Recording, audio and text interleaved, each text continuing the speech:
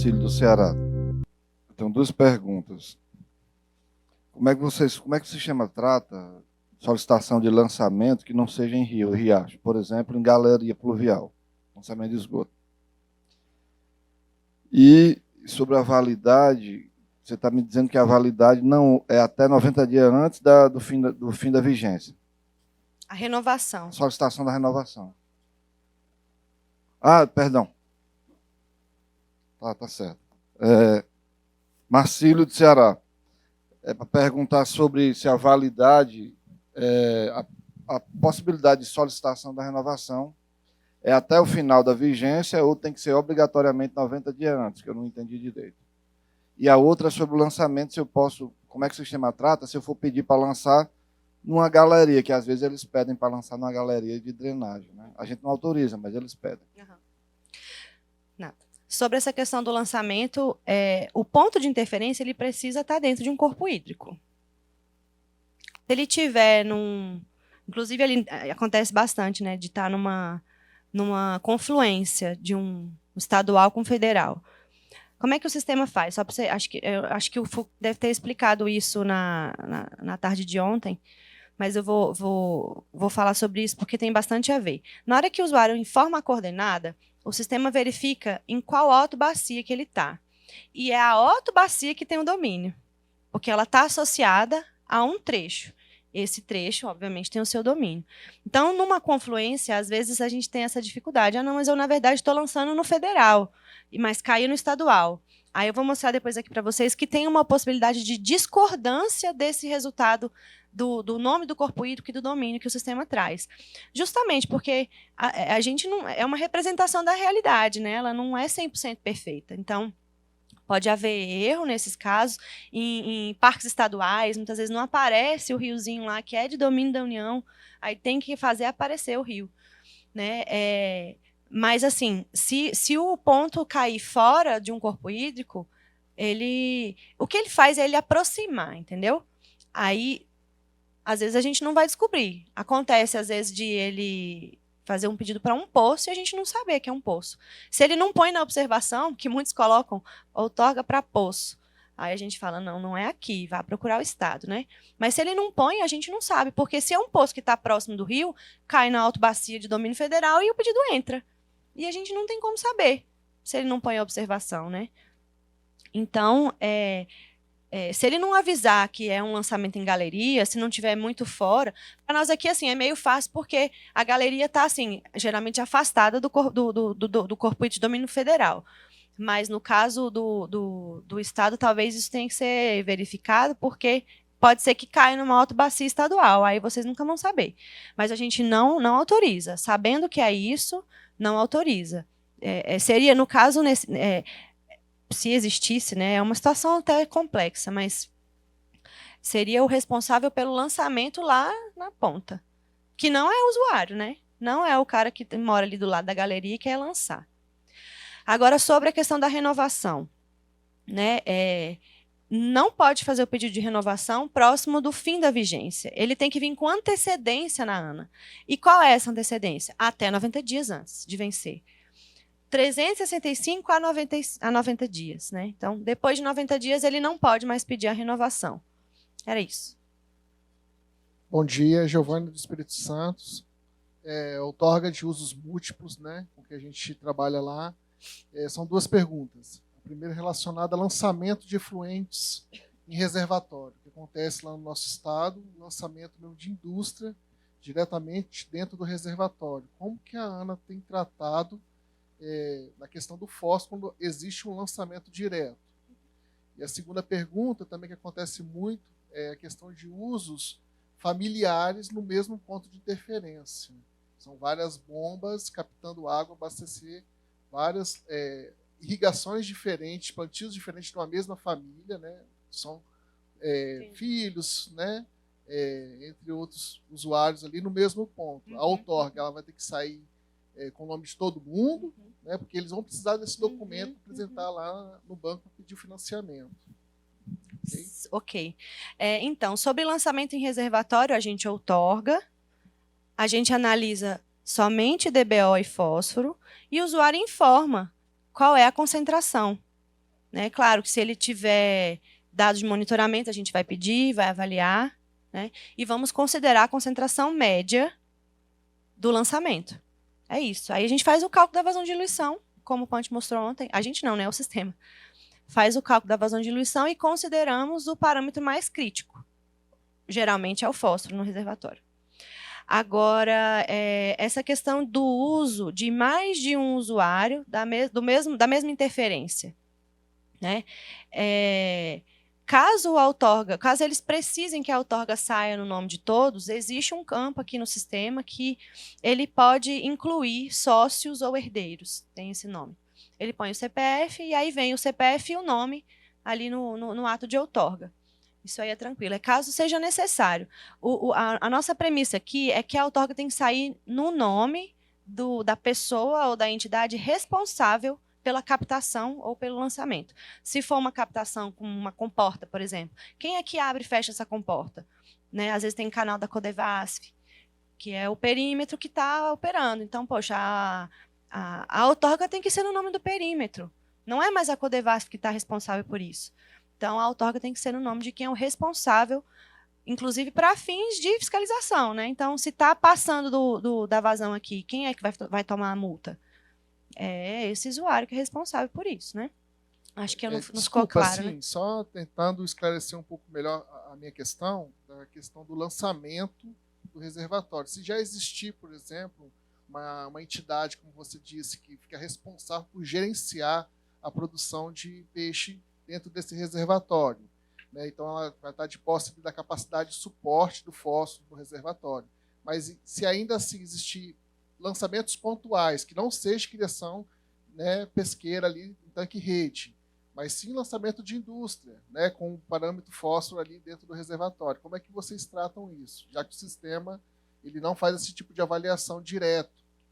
Entendi. Okay? Você quer saber como é que a gente compatibiliza a outorga de tanque-rede com as demais. Resumindo, é isso. Isso, com os lançamentos diversos, isso. Então, a outorga para tanque-rede, ela leva em conta a carga de fósforo de uma maneira bastante conservadora. Então, a gente pega o limite de fósforo da CONAMA, né, dependendo da classe, leva em conta o volume mínimo daquele reservatório, ou seja, bem conservador, né? Na situação de muita seca, ele fica no volume mínimo. Às vezes menos, mas também não dá para ser tão conservador assim. Então, a gente considerou que o volume mínimo era um bom valor. E, além disso, é 1/6 dessa carga que pode ser lançada. Lançada não, né? Utilizada. 1/6 porque assim, acaba até sendo um certo número mágico, mas levou-se em conta que existem 6 principais finalidades e que a aquicultura seria uma dessas 6. Então, ela tem direito a 1/6. Essa foi a lógica lá no passado. Então, a quantidade disponível para produção de peixe em tanque-rede é bem baixa, bem conservadora. Apesar dos sistemas não se comunicarem, e a gente tem tentado fazer isso, mas ainda não conseguiu, é bastante difícil estourar por causa disso, né? Então, no caso do lançamento em reservatório pelo Regla, ele faz a conta com o valor daquela regra Q95, depende do reservatório, né? Se for de aproveitamento hidrelétrico, é a Q95, então já é um volume disponível bem maior. Já para o tanque-rede acaba sendo mais restritivo, né? Em alguns casos, a gente até lá no Boqueirão mesmo teve a reunião de alocação, né, recentemente, e o pessoal, né, quer que a gente disponibilize mais. Então, é uma questão de estudar, de monitorar. Se tem captação para abastecimento, é um item que a gente leva em conta também, para deixar ampliar, né, porque a gente sabe que é um tipo de uso que tem um potencial poluidor alto, se ele não for bem manejado, né? Então, é um pouco arriscado, assim. Por isso, tanta segurança para a aquicultura em tanque-rede. Consegui esclarecer agora? Mais ou menos, a gente conversa no café depois.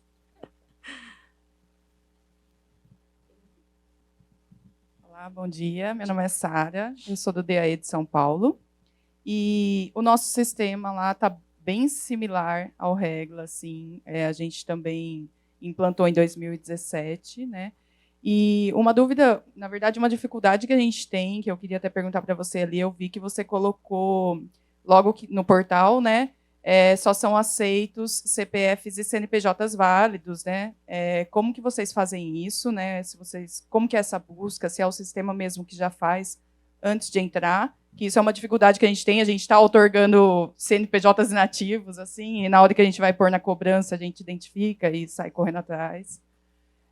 A minha outra pergunta também é se nesses requerimentos vocês, os requerentes, né, eles têm opção de colocar documentos, se vocês exigem alguns documentos e onde a gente pode encontrar quais são, né, esses documentos exigidos.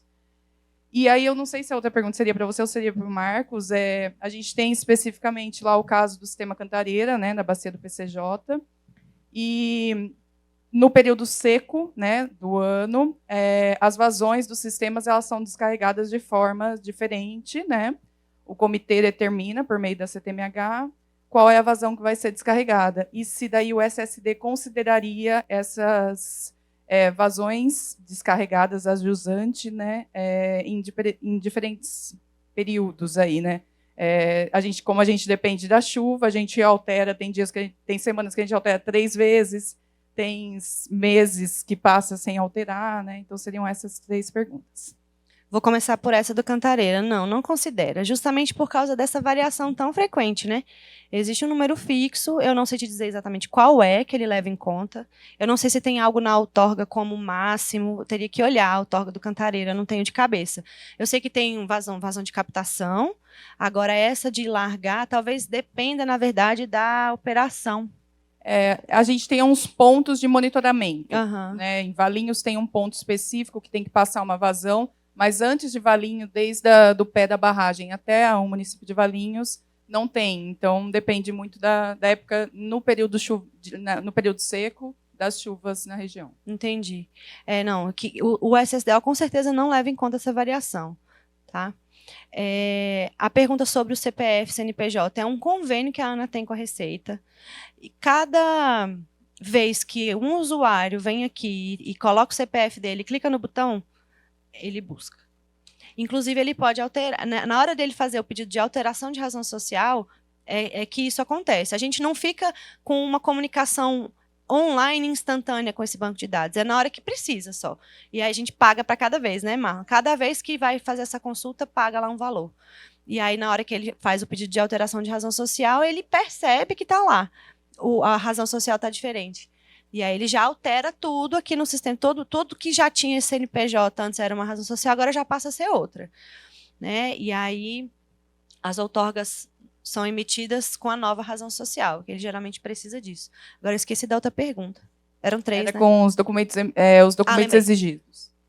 Então, a gente exige o mínimo possível. Não tem ART, não tem projeto de irrigação. Não tem.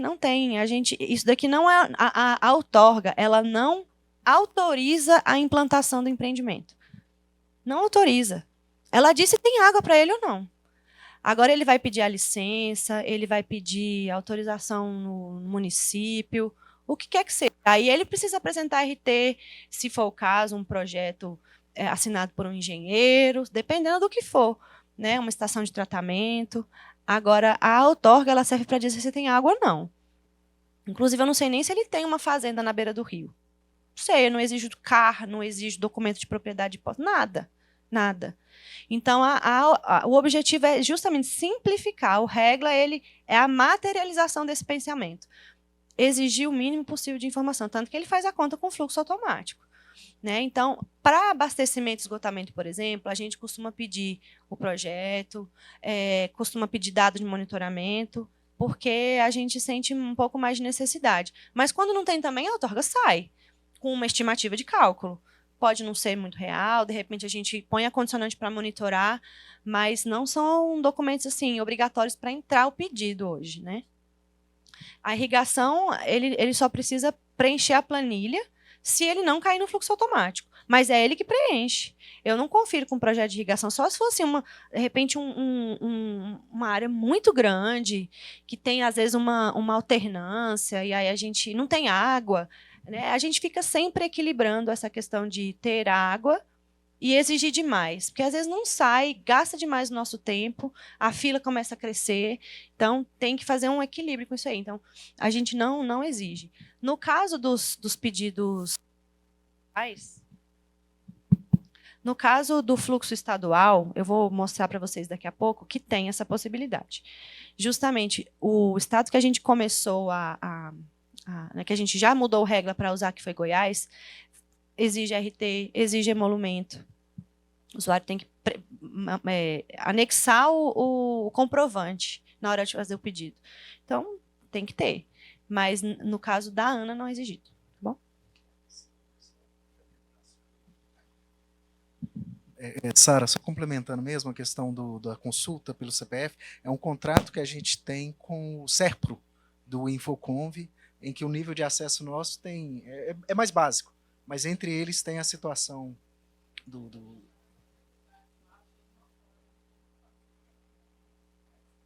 Perfeito, perfeito. É uma boa saída. A Priscila comentou que é por pacote de consultas, né, que se paga ao SERPRO, mas é um valor baixo, então nada que impacte. Bom dia, sou Marconi do IGAN, de Minas. Priscila, eu queria te perguntar, complementando a pergunta da colega, porque a gente tem uma situação de espólio, que é do direito sucessório, Sim, sim. e que, assim, 90% dos casos, quando a pessoa vai formalizar, está num processo de inventário. Sim. Então, esse CPF está válido, mas ele tem uma representação. Isso. Aí a primeira pergunta, o sistema do regra, ele caracteriza o inventariante como representante, ele entra com o CPF dele sendo representante ou ele entra com o CPF do espólio? Do espólio. Do espólio. E uma outra pergunta, a partir do ponto que finalizou o processo de inventário, retifica-se o ato? Transferência. Transferência É do a ato. transferência de titularidade. Ah, passa do espólio para o herdeiro. Beleza, obrigado. Robson IGAN, Minas Gerais. No questionamento que eu quero fazer, refere-se à base de enquadramento. Quando o REGA faz a consulta dentro do trecho do rio, automaticamente ele identifica a otobacia que dá a área de drenagem dele. Porém, quando a gente trabalha com a base de enquadramento, esse mesmo trecho de rio ele pode ter um ou mais tipos diferentes de enquadramento. Eu não estou enxergando como a OTO e o sistema vai fazer essa discriminação aí para poder identificar se, por exemplo, o trecho do rio tem um enquadramento 1, que é o mais restritivo, e o outro, a outra parte que tem, a não ser que dentro da base OTO, né, ela tenha lá o sistema de referência linear, que concomitante à identificação da OTO, você identifica os trechos ali, parte dos trechos aqui, e você atribui a ele esse outro valor aí. Aí eu queria saber o comportamento da OTO, como que vai se dar sobre essa questão. A outra é que, no caso de Minas, nós trabalhamos com a Q710. Então, eu queria aferir com você se, dentro desse regra, a gente pode introduzir esse cálculo especificamente, né? E se nós temos hoje atualizado, inclusive junto com vocês, somente o doce, se existe já a previsão para poder atualizar o restante. E aí é isso. Tá. Sobre a questão da base, como o pessoal falou ontem, a gente está trabalhando numa nova base, bem mais detalhada para o Brasil todo, justamente com esse intuito de oferecer para vocês.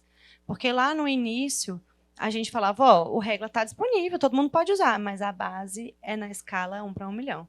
Aí, mas os rios não aparecem, não adianta.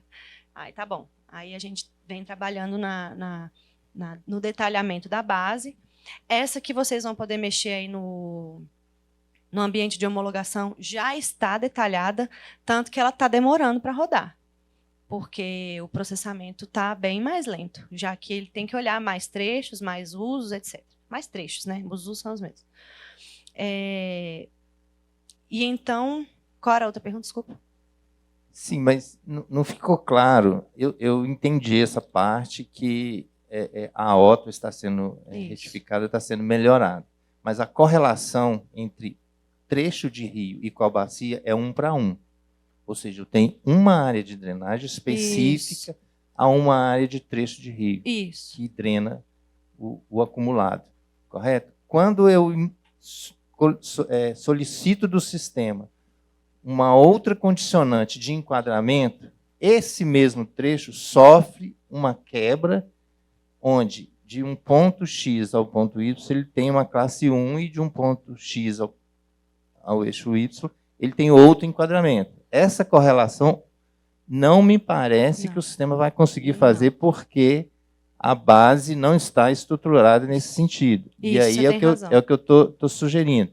A inclusão do sistema de referência linear para que o sistema leia essa informação de forma, sendo que, considerando lá no início, que inclusive o Fugger falou, considerando que o trecho de drenagem do rio ele é indivisível para considerar a dominalidade. Perfeito. Então a gente tem que esclarecer isso, porque senão o sistema não vai conseguir avançar se não for feito essa atualização. Você tem toda a razão. A menor unidade é o trecho. Quanto mais detalhada a base, menores os trechos. Aí esse risco diminui. Mas dentro do mesmo trecho, não é possível ter valores diferentes de qualquer parâmetro da base. Seja a vazão de referência, seja a classe de enquadramento. O que eu faria, aqui pensando, colocaria o menos restritivo, ou melhor, o mais restritivo, e faria a conta por fora. Pois é, aí o sistema vai ter que permitir isso, nesse caso. Você pode colocar qualquer valor. Você pode botar classe 1, classe 2, classe 3 ou classe 4. Pode botar qualquer classe. Sim. Só que, na hora de analisar os pedidos de outorga que caem naquele trecho, você vai ter que parar e fazer uma conta por fora. Para justamente, até aqui, quais os usuários que estão no classe 2? Quais que estão no classe 1? E aí fazer essa separação por fora. Ele não permite uma linearização, como você falou. Hoje não. Hoje não. A gente ainda não enfrentou esse problema, né? Então, provavelmente não há uma motivação para resolvê-lo, né? Então, mas é uma possibilidade, sim, sem dúvida. Não, eu entendo que é um desafio que tem que ser enfrentado, porque o enquadramento está batendo na porta de todo mundo. E todo mundo vai ter que fazer. Os comitês hoje se definem aí através das políticas que estão implementadas, inclusive por vocês, essas definições de enquadramento, né? Uhum. Então, eu penso que isso é uma próxima... Próximo passo, né? Próximo passo. Isso. Sobre a questão da Q710, né? Sim, ele permite que qualquer vazão de referência seja inserida, só que não faz o cálculo para você. Você tem que fazer o cálculo e dizer, nesse trecho aqui, a vazão é X, a vazão que vai ser outorgada vai ser X. Inclusive, se o Estado outorgar só um percentual dessa vazão, ele pode optar por colocar a vazão total e só outorgar até esse percentual, ou já inserir na base o cálculo do percentual, do disponível. Então, vai outorgar até 100%, mas, na verdade, aquilo lá é só 50% da Q710. É um exemplo. Outra coisa, me veio aqui, como Minas, ela tem que falar, por exemplo, com o Espírito Santo, em alguns casos Bahia, Goiás, inclusive em alguns casos até Brasília, existe dentro do regra essa previsão, por exemplo, dessa autocorreção, no sentido em que Goiás trabalha com Q7, eu não sei se mas Q9, né? E nós trabalhamos com Q710, se a gente tiver que inclusive considerar aquelas que são drenadas deles, que passam pela gente, existe essa consistência dentro do regra para ser feito esse recálculo, considerando que Minas considera que é 7 e eles que é 9? Essa pergunta eu vou passar para o Bruno, que está me olhando ali de fora. Essa eu não sei responder. Eu já fiz essa pergunta e me disseram, não tem problema. Cada estado tem a sua vazão de referência e ele leva, que para cada análise ele leva todas as demandas, leva em conta as demandas a montante, independentemente da vazão que foi outorgada. Né? Ou melhor, da vazão de referência considerada na outorga lá do estado a montante. Mas eu não sei se ele quer complementar com alguma coisa. Acho que o Fugner também quer falar alguma coisa.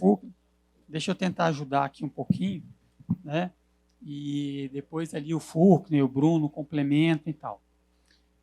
Essa iniciativa de articulação com os estados, ele vai para além de sistema. Tá? Então, nós estamos aqui, né, nesses 3 dias aqui, tendo a oportunidade de conhecer um pouco a experiência da Ana, né?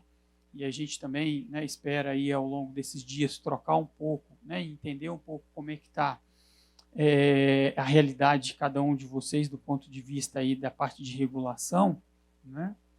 E então, assim, quando o Fugner comentou ontem, né, da questão da base hidrográfica, a gente entende que você tem aí, né, algumas premissas que precisam ser uniformizadas, né, pegando aí o termo que você colocou, Robson. Então, assim, a gente viu que a base ela precisa refletir a realidade dos estados, então teve um esforço aí, uma base nacional, né, visando aí essa ideia da integração. Tem a questão dos procedimentos de regulação também. A gente sabe que cada estado tem a sua necessidade, tem a sua realidade do ponto de vista de normas, né, em termos de outorga, vazão de uso insignificante, né, parâmetros aí com relação à questão do enquadramento que você puxou também. E a questão das vazões, tá? O que a gente tem conversado com alguns estados, que a gente já teve a oportunidade de sentar e tudo, é que a gente entende o seguinte: a base, né, para a geração das vazões de referência, na medida do possível, dentro daquelas bacias, né, que são compartilhadas, vamos dizer assim, entre os estados, a gente tem que utilizar, né, uma referência em termos das vazões que vão originar os estudos hidrológicos, né? Então, ou seja, é a questão da rede hidrometeorológica nacional. Então, assim, a gente agora, se um estado, né, dentro da realidade dele, ele tem uma necessidade ou faz uma opção por utilizar uma vazão de referência com maior ou menor restrição, com maior ou menor garantia, isso é a critério de cada estado. Do ponto de vista de balanço, que a Priscila está comentando, né, que é balanço, disponibilidade e análise das demandas a montante e os impactos a jusante, o entendimento que a gente tem não interfere. A partir do momento que tem uma base de demanda unificada, que é o CNAR, né, e os respectivos sistemas, seja do Estado, seja da ANA, ele enxergue essa base de demanda de forma integrada e nos seus respectivos balanços considere todos esses usuários, porque a gente entende o seguinte: o usuário, primeiro, ele já tem a dificuldade de entender se ele tem que solicitar outorga na ANA ou no Estado. Então, ele tem a dificuldade de entender essa questão de domínio, né? Para ele é uma coisa, né, de outro mundo, né? Então, assim, e o empreendimento não está em solo, não está em território da União. O empreendimento está no município, o empreendimento está no Estado. Então, qualquer interferência que é analisada pela equipe ali da Priscila, pela Ana, ou interferência analisada pelo Estado, impacta o usuário ou o empreendimento que está no Estado. Então, por isso que a gente, né, tem buscado nessas tratativas com os estados da necessidade de que esse balanço ele seja um balanço integrado, né, que tanto do ponto de vista, né, do usuário que está solicitando uma outorga na ANA, quanto do usuário que está no Estado, os impactos eles acontecem, né, no empreendimento, seja uma outorga concedida pelo Estado, seja uma outorga concedida pela União.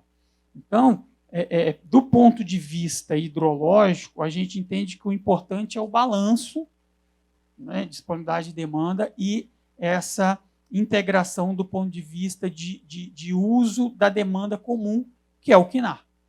Né? O Conselho Nacional de Recursos Hídricos estabeleceu aí uma base comum de demanda, que é o CNAR. Então, a gente tem incentivado, né, de que as análises nos estados, o sistema dos estados, eles incorporem essa base do CNAR na sua análise de demanda. Então, a gente entende que essa questão da vazão ela não interfere. A demanda, a análise com a demanda, sim. Aí ela tem uma interferência, né, dentro desse conceito de que o usuário ele está no município e está no Estado. Então, o impacto é no Estado. A arrecadação é para o Estado, né, o licenciamento ambiental é com o Estado. Então, é nesse ponto que a gente tem trabalhado também o aspecto da integração. Obrigado, Og. Eu queria fazer, Priscila, só um complemento à questão do Robson, muito bem colocada, que ontem vocês viram, né? Nós temos na base da ANA informações, atributos para todos os trechos e todas as áreas de drenagem, independente do domínio. Vazão, nome, etc., os códigos. Só que as informações de enquadramento, por exemplo, usos insignificantes, etc., estão populadas com os normativos e as regulamentações do âmbito da ANA, do domínio da União. Nós ainda não temos na ANA, por exemplo, uma base de enquadramentos estaduais. Isso não existe. E a maioria dos estados, inclusive, também não tem, porque muitos normativos de enquadramento foram feitos não a partir de uma base espacial, a partir de documentos, assim, enquadrando trechos da indústria X, a jusante, da captação do município Z, a jusante. Então, assim, não são especializados numa característica de uma rede hidrográfica. Então, nós precisamos, com a entrada, com essas tratativas de nacionalização que nós estamos colocando em prática aqui, trazer essas informações para dentro da base, que elas ainda não existem. No âmbito do plano do doce, por exemplo, da revisão, nós tivemos um trabalho muito grande, inclusive em conjunto com o IGAN, de tentar materializar na base o enquadramento do Piracicaba, por exemplo. E a gente não consegue em muitos trechos, porque tem indústrias, tem questões lá que nem existem mais, né, do que foi colocado nas deliberações, se eu não me engano, 89, do Copan, etc. Então, assim, poucos estados, exemplo de Goiás, por exemplo, deliberou sobre enquadramento a partir já de uma base hidrográfica. Então, isso pode ser trazido, não precisa ser necessariamente BHO, mas pode ser trazido para dentro da BHO e aí adaptado, dadas essas características da topologia da rede, como a Priscila comentou, como o Robson comentou, sem necessariamente quebrar o trecho. Não existem virtualizações, existem outras possibilidades de você tratar realmente um trecho com enquadramento, uma parte de um trecho com um enquadramento e outro com outro. E aí, no âmbito do Progestão 3, né, para concluir, não sei quais estados aqui já assinaram os contratos do Progestão 3, existe também a meta do Conjuntura, né, que eu coordenei muitos anos, que é 1.3, e lá nós temos vários dados que são enviados para o Conjuntura, né, Conjuntura e SNIR, entre eles o enquadramento. Então, o objetivo é, nos contratos do Progestão 3, os estados agora não vão nos informar na componente de enquadramento quais são os normativos que foram aprovados, que foram deliberados pelo órgão, pelo Conselho Estadual, não. Eles vão nos enviar a base de dados. O que nós queremos é popular a BHO com essas informações das classes de enquadramento nos trechos, para que possam auxiliar tanto esses processos aqui de regulação, como tantos outros de gestão e planejamento, etc., de recursos hídricos. Obrigado, Fulcro. Eu queria só pegar mais um gancho, Priscila, me desculpa aqui. Quando a gente pensa, né, em migrar os nossos procedimentos operacionais, seja eles quais forem, tá, para uma plataforma, né, digital, para um sistema, o que a gente precisa refletir é o seguinte: qual que é o esforço, né, que eu vou exigir para desenvolvimento de uma aplicação ou de uma funcionalidade do sistema, tá, em relação ao que aquilo ali que eu estou exigindo vai agregar. Tá? Pegar só o exemplo do Robson aqui, só para fim de exemplificação. Tá? Nós estamos falando de uma base nacional de 5 milhões e meio de trechos, não é isso, Fulvio, que você falou ontem? 5 milhões e meio de trecho. Né? Aí, em cima do exemplo do Robson, vamos refletir quantos por cento, né, dessa base de 5 milhões e meio, de fato a gente vai ter uma situação que eu preciso fragmentar um trecho. Para qualquer parâmetro que seja, estou falando aqui especificamente de enquadramento, é só para pegar o exemplo. Né?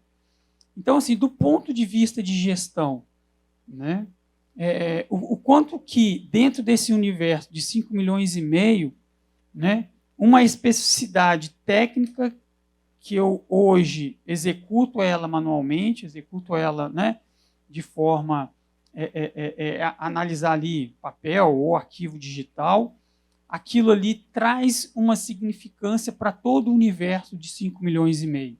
Não, é algo significativo, é algo importante, né? Eu preciso, de fato, incorporar uma solução dentro do sistema.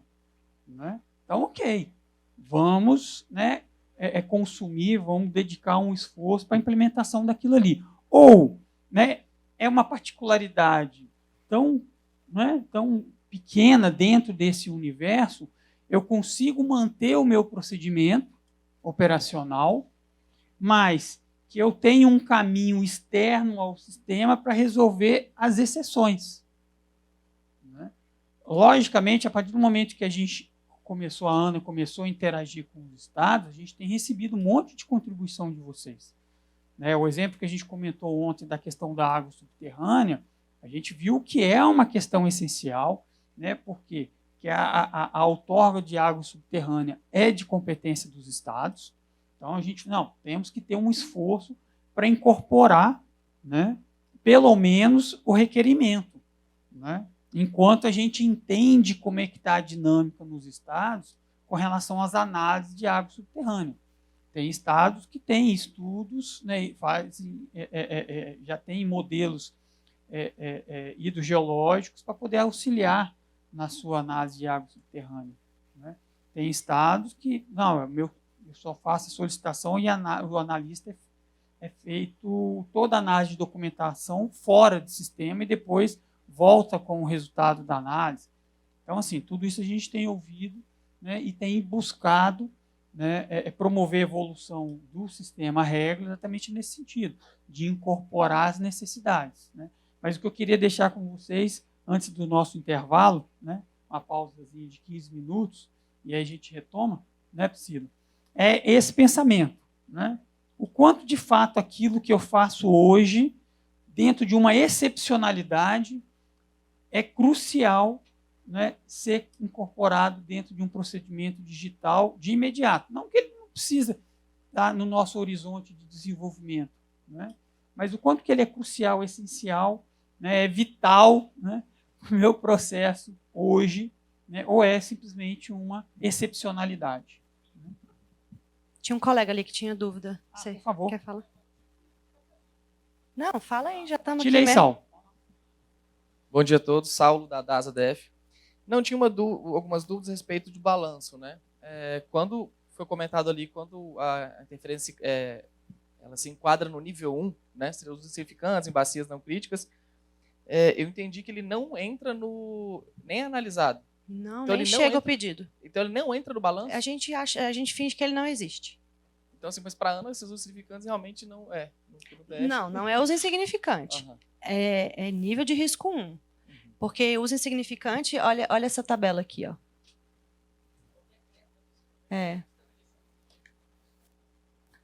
Essa tabela aqui, ela mostra... Essa daqui, sim, é de usos insignificantes. O critério geral é o mesmo. Então, em rios que não estão nessa lista e que estão fora do semiárido e fora de marcos regulatórios, coincide. Realmente, é o mesmo valor. Então, fora dessa lista e dessas exceções, quem for um insignificante não vai não vai precisar vir fazer o pedido, né? Mas ele pode. Agora, na bacia amazônica, por exemplo, o uso insignificante é 19 mil. Aí só até 86,4 não vai precisar fazer o pedido, mas acima disso vai fazer o pedido e vai receber a declaração de uso insignificante. Entendi. No mesmo sentido, quando foi comentado a respeito da renovação, né, que você falou que tem até 90 dias, né, foi menos que 90 dias do vencimento, não se trata de uma renovação. E eu sei também que as outorgas vencidas elas saem do balanço. Como que isso é tratado? Da mesma forma, juntando a pergunta, os procedimentos de indeferimento por não resposta, né? Então, não relacionado ao empreendimento novo, né? Assim, mas uma regularização de algum uso existente, não tendo essa resposta, eles falaram que indeferem de imediato. Como é que é feito isso? Assim, porque o uso ele existe ainda e tal, como é que fiscalização, como é que isso é feito? Não, assim, igual eu falei, a gente tenta até né, as nossas últimas possibilidades é entrar em contato. Mas se o usuário não responde a mensagem pelo sistema, ele não responde e-mail, ele não atende ligação e nem o WhatsApp, às vezes nem tem um celular lá no contrato. A gente procura na internet, esses dias um colega achou na internet o telefone da empresa. Aí nós conseguimos. Mas tem hora que não tem jeito, a gente vai até o limite. Não passou os 10 dias, indefere. Mas quando não tem jeito, não tem o que fazer, né? Então a gente indefere nessas situações. Agora, se for um uso que está instalado realmente, aí é uma questão da fiscalização ir lá e multar, né? Um procedimento interno aqui da ANA é que todos os indeferimentos são encaminhados para fiscalização. Esses indeferimentos por falta de resposta, inclusive, eles até são deliberados dentro da superintendência, é um procedimento um pouco mais célere, assim, né? Não tem uma análise de um diretor e tal. Justamente porque, assim, não é uma indisponibilidade hídrica, não é uma situação que gere alarde, né? Então, é um pouquinho mais rápido. Qual que era a outra pergunta mesmo? Ah, sim, então. Pela resolução do Conselho, se o usuário entra com o pedido dentro dos 90 dias, a outorga dele fica automaticamente prorrogada até que o órgão gestor se manifeste, seja pelo deferimento ou pelo indeferimento. Pode acontecer também. Só que no balanço isso ainda não está funcionando. Então, a gente tem que ficar esperto, tendo que controlar isso manualmente, né? Para, primeiro, passar as renovações primeiro, justamente por causa disso, né? Para, de certa forma, ainda garantir, apesar de não ser um direito adquirido, mas a gente sabe de uma dificuldade real, né? Poxa, está instalado, já teve outorga, está instalado, cumpriu os prazos. Essa pessoa não pode ser preterida, né? Então, e aí eu vou até aproveitar para falar a importância da inclusão, da gente usar, fazer as coisas ao mesmo tempo. Vamos tentar falar assim. Porque, a partir de 2017, quando o Regla começou a fazer a conta com as outorgas estaduais, a gente não tem conseguido renovar algumas outorgas. Por quê? Os estados que estão a montante não levam em consideração as outorgas que estão a jusante, emitidas pela ANA, geralmente é essa ordem, né? E aí continua dando outorga, o balanço no Rio Federal estourou, lá, às vezes lá embaixo, né? E a gente não consegue renovar. Por isso que é tão importante, né? Afinal, a água realmente é uma só, né? É a mesma água que sai de lá da nascente e passa pelo Rio Federal. Por isso que é tão importante que vocês também nos enxerguem. A gente passou a enxergar vocês, mas vocês não estão nos enxergando ainda. E usando Regla, ou só o SSDO, qualquer nível de integração, já é suficiente para que todo mundo fale a mesma língua, todo mundo esteja na mesma página, os usuários federais não sejam prejudicados, né, por situações como essa. Né? Mas nesse projeto, Saulo, a gente, do 4.0, né, tem lá uma demanda de TI para justamente manter aquele uso, manter aquela outorga vigente, como se fosse um prazo estendido fictício, até que a nova outorga seja emitida, justamente para a gente não correr o risco de dar essa água para ninguém. Mas hoje a gente faz isso manualmente. A vencida, sim. Se ele perder o prazo, se não for uma renovação, aí é um pouco mais complexo, mas assim, a gente também não pode passar a mão na cabeça de todo mundo. Poxa, a pessoa tem um prazo, ela perdeu. Vai sofrer as consequências. É igual o menino, né? Bateu, vai tomar de volta. Não tem jeito. Então... Bom dia, Nelson Igarne, Rio Grande do Norte. Eu fiquei em dúvida, um pouco confuso, com relação à questão do uso insignificante. Foi isso que eu entendi. A ANA não emite nenhum documento com relação se o usuário se enquadrar no uso insignificante. Se realmente foi isso, eu queria saber como é que vocês estão tratando a questão dos usuários, os pequenos usuários, que seriam insignificantes, que as companhias de energia elétrica estão pedindo a outorga ou um outro documento para ter o desconto na tarifa verde. Isso na região, no Rio Grande do Norte, está sendo um grande problema, um desafio, porque o prazo está se vencendo, que a gente sabe, agora em novembro, e muitos usuários ainda não têm o documento, e muitos deles são, que a gente considera insignificantes. Aí eu queria entender se foi realmente isso ou eu não entendi bem. Não, não foi isso não. Vou tentar explicar de novo. Aproveitar até para fazer uma outra diferenciação aqui de alguns que a gente conhece.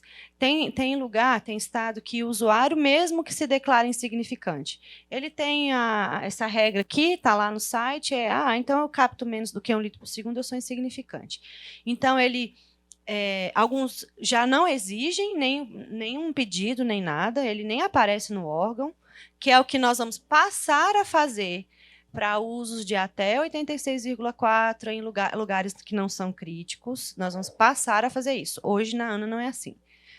Tem lugares que o próprio usuário entra num sistema, diz lá, eu faço isso, minha captação é de meio litro por segundo. Ele já recebe um ato de regularização. Na mesma hora, sem análise de balanço hídrico. Depois, isso entra no CNAR por fora. Mas o ato, no momento da regularização, não existe cálculo de balanço. No caso da ANA, quem diz se ele é insignificante ou não é a ANA. Ele faz um pedido de regularização. Até porque os valores de insignificante são diferentes, eles variam de trecho para trecho. Se tem marco regulatório, a escala temporal de análise anual não é instantânea. Então, varia. Então, é a ANA que diz, seja de forma automática, pelo fluxo automático ou por uma análise. Agora, se ele se enquadra como uso insignificante, ele recebe, sim, um ato de regularização. Ele só não tem nome de outorga. Ele tem nome de declaração de regularidade. E a única diferença que tem é que ela não tem prazo. Ela geralmente sai mais rápido, se for principalmente pelo fluxo automático, mas ela não tem data de validade. Então, ele vai ficar ali com aquela autorização, tem o nome dele, tem o CPF dele, tem a coordenada, tem o município, tem a vazão, tem tudo. É exatamente como se fosse uma outorga, mas ela não tem um prazo de validade. Então, ele não precisa voltar aqui para fazer o pedido de renovação em até 90 dias de antecedência. É essa que é a diferença.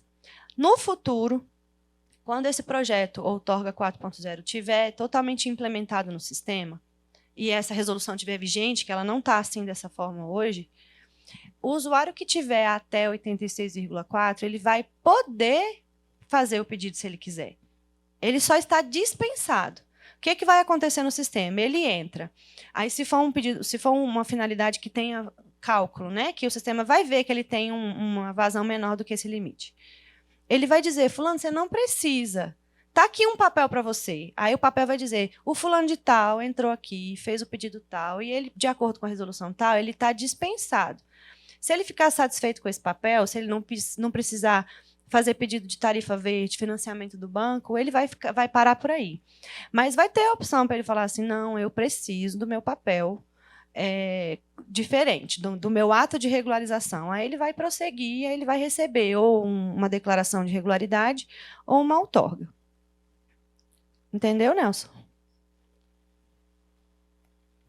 Priscila, deixa eu só aproveitar esse gancho e explicar, né, dentro dessa evolução que o Regla está passando, né, exatamente prevendo essa aproximação aí com os estados. Então, vamos supor, hoje o ato dentro da ANA chama declaração de regularidade. Mas no estado tem outro nome. Não tem problema, né?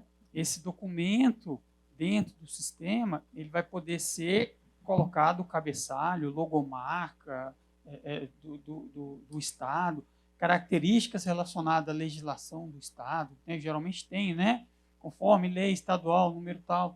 Então, tudo isso é possível ser configurado para cada estado. Tá? Então, apesar da Priscila estar apresentando aqui com as terminologias que são utilizadas hoje pela Agência Nacional de Águas, né? Então, os documentos eles poderão ser personalizados, né? Porque, assim, dentro do sistema, esses atos, então, eles são configurados e o próprio sistema já preenche, vocês vão ver à tarde, né? O sistema já preenche automaticamente alguns campos já pré-configurados. Já traz a coordenada, o nome, CPF, qual que é a vazão, então tudo isso já vem pré-configurado e o sistema simplesmente alimenta. Para quem já teve experiência de trabalhar com mala direta, né, é mais ou menos parecido. né? Então, você configura ali quais são as variáveis do documento e o sistema vai e alimenta aquelas variáveis, né? Preenche automaticamente as variáveis. Tá? Então, assim, essa questão de terminologia e tudo, se tem ou se não tem, isso a gente consegue, em termos de documentos, né, ajustar conforme a terminologia utilizada no Estado. Beleza, acho que é isso, né? Por Sim. agora. Vamos dar uma pausa. A gente retoma E em a gente 15 minutos, tá bom?